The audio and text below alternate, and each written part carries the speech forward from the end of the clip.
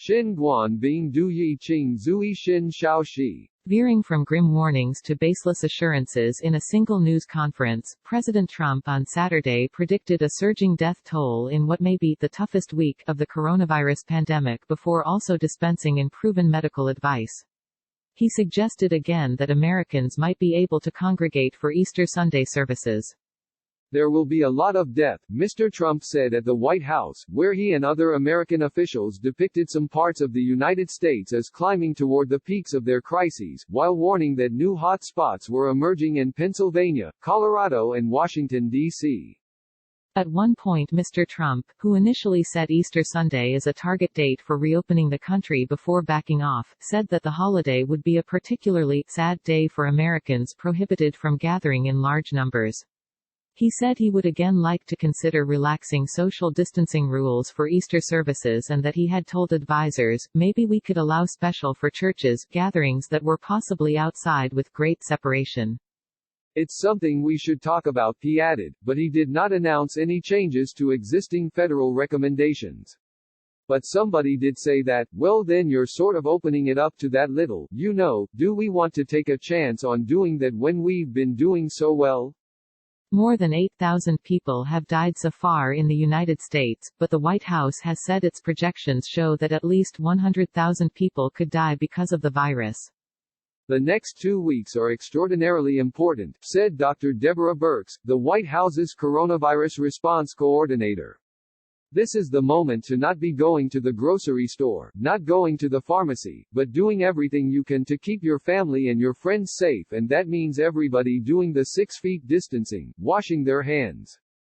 Dr. Birx also said that Detroit, New York and Louisiana, the current hot spots, will likely reach a peak in the next 6 to 7 days, citing the Institute for Health Metrics and Evaluation's predictions. President Trump appeared to suggest on Saturday that the federal government was placing large amounts of the anti-malarial drug hydroxychloroquine in its strategic national stockpile, speaking optimistically about its potential to treat coronavirus patients and saying he would consider taking it himself if needed. But only anecdotal reports and one small clinical trial have shown any benefits, and the FDA has not approved the drug for coronavirus treatments. Also, a spike in interest in the drug the president has helped fan has left patients who rely on it to treat chronic diseases wondering whether they will be able to fill their prescriptions.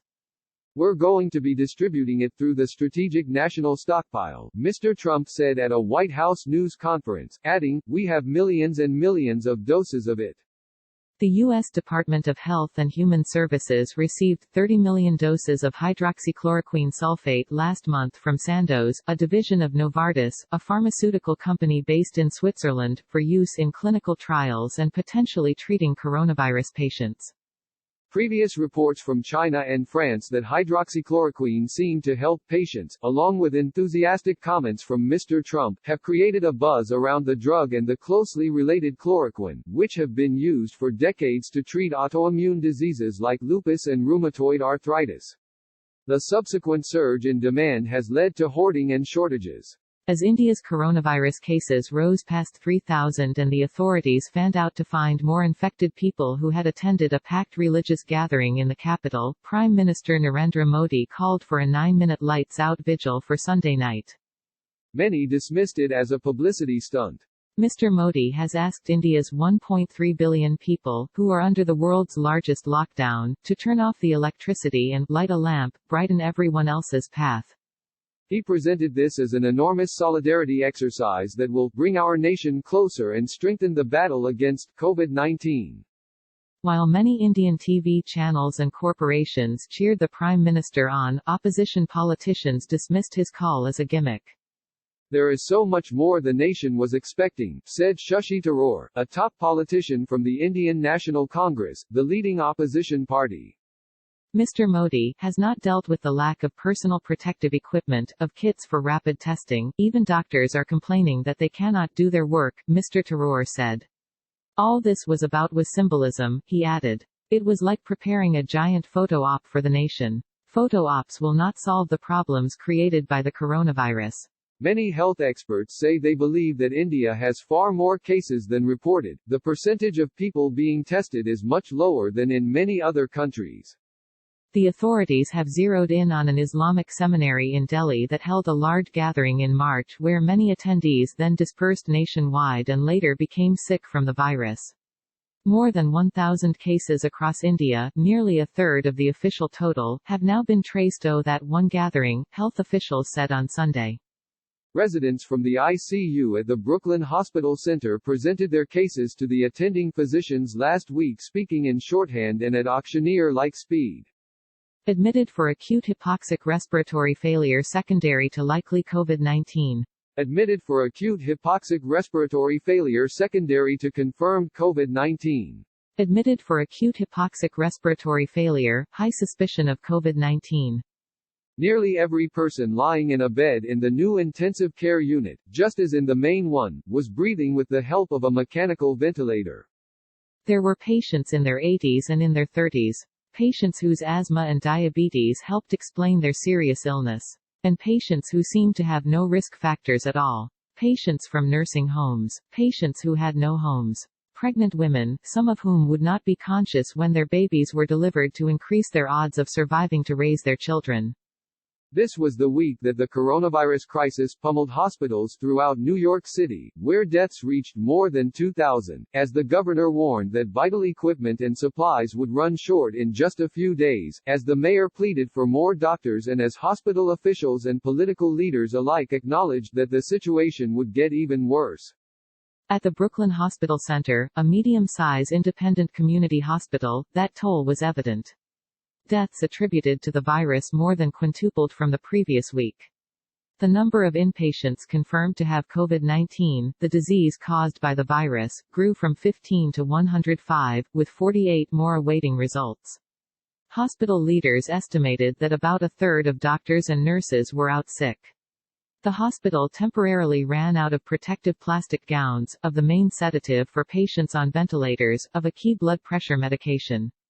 The sense of urgency and tragedy was heightened by a video, circulating online, showing a forklift hoisting a body into a refrigerated trailer outside the hospital.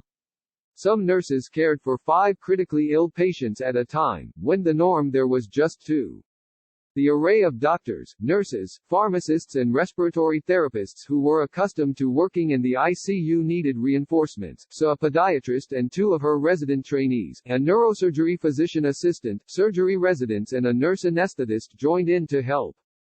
Dr. James Gasparino, the chair of medicine and vice president for critical care at the hospital, conferred in the hallway with the director of respiratory therapy. The hospital had 98 ventilators, many acquired in recent days. Employees were running simulations to practice how they might use each ventilator to treat 2 patients, a difficult and risky proposition. "We're doing this because the alternative is death," Dr. Gasparino said. One student fantasized about buying a $30,000 seat on a private jet. One mother, frustrated with her inability to bring her daughter home, sent masks instead. One group of desperate parents made an unusually public appeal to the Chinese government for help. The coronavirus outbreak has stranded more than 1 million Chinese students in empty dormitories and fearful towns and cities around the world. Many of those overseas students want to flee back to China, where official numbers suggest that the authorities have made progress in containing the pandemic. Fear, politics and the competing priorities of the Chinese government stand in the way. Virtually all flights to and from China have been cancelled as Beijing tries to keep infected travelers from reigniting the contagion there. Remaining seats are breathtakingly expensive. For students trapped in the United States, their families worry that tense relations between Beijing and Washington will hinder Chinese-run evacuation efforts. The fears led one group of parents to publicly petition the Chinese government, a risky move in a country that increasingly tries to keep a lid on dissent. In an open letter posted online and addressed to the Chinese ambassador to the United States, the parents of 200 students in the New York area carefully praised the Chinese government's support for its citizens overseas. Then it cited the Wolf Warrior series of films, huge hits in China, in which patriotic soldiers from the People's Liberation Army protect Chinese people from overseas threats. The stranded students have put Beijing in a bind. It is anxious to tame the coronavirus outbreak that raged through the country before it spread abroad, putting its economy in free fall. Bringing in people from abroad, the government believes, invites further spread. A drug recovery meeting hosted online. A police officer wearing a face mask. A pastor without a congregation. A funeral director trying to bury the dead. The merciless threat slipped into the country, emptying its streets, shuttering its stores, wrecking its economy and forcing its people to retreat indoors. In this pandemic nation, once crowded cities now feel abandoned, as if everyone suddenly moved out. There is no rush hour. Closed signs hang from the front doors of business after business. But there are new connections, too. For many, this coronavirus pandemic involves the most dramatic kind of fight, for life, for food, for money. For others, it can feel absurdly trifling as they stay inside, a fight against boredom, binge eating, isolation. This was 24 Hours in a New America this week. If it weren't the age of social distancing, people would stop them on the street to take selfies. Instead, they get adoring messages on social media. Others appear on television daily. The new celebrities emerging across Europe as the coronavirus burns a deadly path through the continent are not actors or singers or politicians. Instead, they are epidemiologists and virologists who have become household names after spending most of their lives in virtual anonymity. While nurses and doctors treat patients on the front lines, epidemiologists and virologists who have spent careers in lecture halls and laboratories have become the most trusted sources of information in an era of deep uncertainty, diverging policy and raging disinformation. After a long period of popular backlash against experts and expertise, which underpinned a sweep of political change and set off culture wars in much of the developed world, societies besieged by coronavirus isolation and desperate for facts are turning to these experts for answers, making them national heroes. During a crisis, heroes come to the forefront because many of our basic human needs are threatened, including our need for certainty, meaning and purpose, self-esteem, and sense of belonging with others, said Elaine Kinsella, a psychology professor at the University of Limerick in Ireland who has researched the role of heroes in society. Heroes help to fulfill, at least in part, some of these basic human needs, she added.